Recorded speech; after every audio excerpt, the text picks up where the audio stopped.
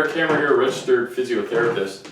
Today I'd like to talk to you about exercise progressions for glute medius strengthening. So the glute medius muscle, super important muscle in terms of hip and pelvic stability for individuals that have lower back pain. It's a super important muscle in terms of this idea of dynamic pelvic stability. But before I continue, please hit the subscribe button below so you can be notified about any new videos that I bring to my channel here. So, as I mentioned before, the glute medius muscle, it's a muscle that runs along the side of the pelvis here. It's responsible for keeping the pelvis nice and stable. It's responsible for what's referred to as hip abduction, so movement out to the side like this. And it's also responsible for keeping our pelvis parallel, right? So when we're weight bearing, it's going to be keeping our pelvis in this sort of parallel fashion. So when it's weak, what you'll find is individuals will, as they're weight bearing, their pelvis will drop. And also when we're weak through here, there's a tendency to compensate with other muscles. So whether it's your paraspinal muscles, so muscles in through the lower back area, which can go into basically a protective spasm. Muscles in through the front of the pelvis, so that could be your psoas muscle, your hip flexor, your quads.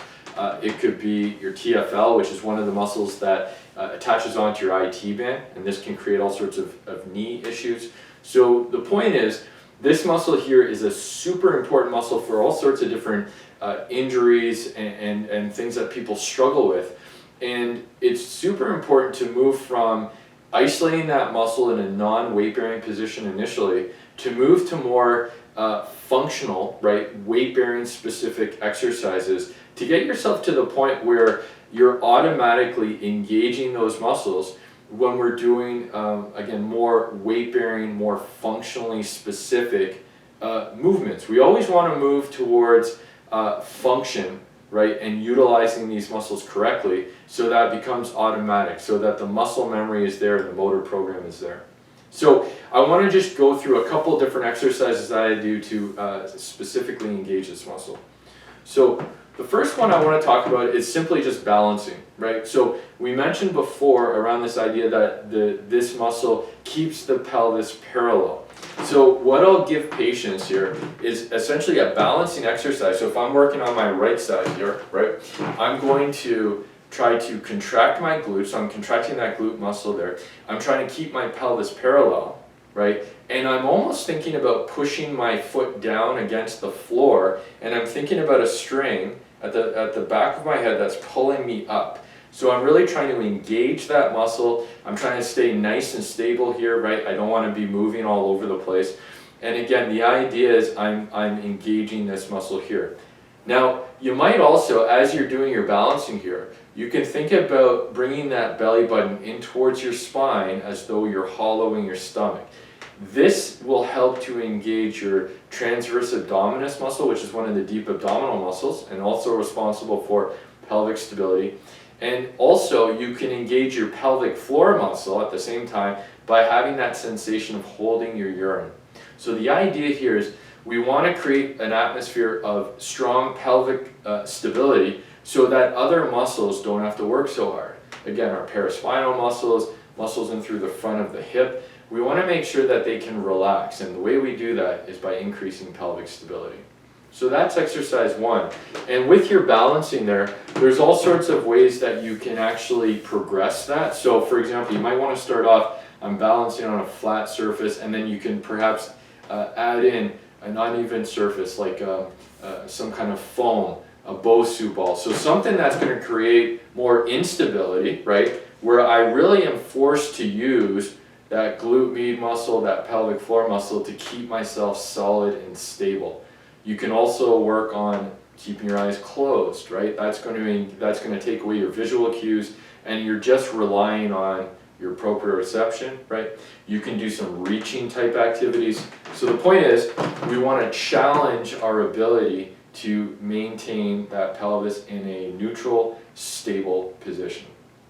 The next exercise I want to show here is it's a squat exercise in which you're going to use the TheraBand. So essentially what you want to do is you want to place the band right around the top portion of your knees. Right, you're going to tie that nice and tight. And then the idea is you want to bring those legs slightly wider than shoulder width apart. So the idea here is you're automatically engaging the glute med muscle. As I mentioned, it's a hip abductor, right? So by having some resistance there and going into a bit of hip abduction, you're forcing that muscle to contract, right? Then from there, you want to go into a squat position. So we're keeping our feet parallel. We want to make sure our knees, by the way, don't collapse in as we do this movement. And we're sitting back, right? We're sitting back as much as we can on our heels. So if we look from the side here, right, my back is going into more or less a 45-degree angle. I'm not super upright. It's one problem that a lot of people come into. They will overuse their quadricep muscle, overuse the muscles in the front here by not sitting back on their heels and engaging those glute muscles. So we want to take pressure again off the lower back. We want to minimize the use of muscles in the front of the pelvis, and we really want to feel the glutes, right, working hard as we're doing this squat exercise. From there, I tend to move in towards modified lunge type exercises and also finally a single leg squat. So with that, the idea is I'm going to go into a balanced position initially. I'm engaging those muscles, right?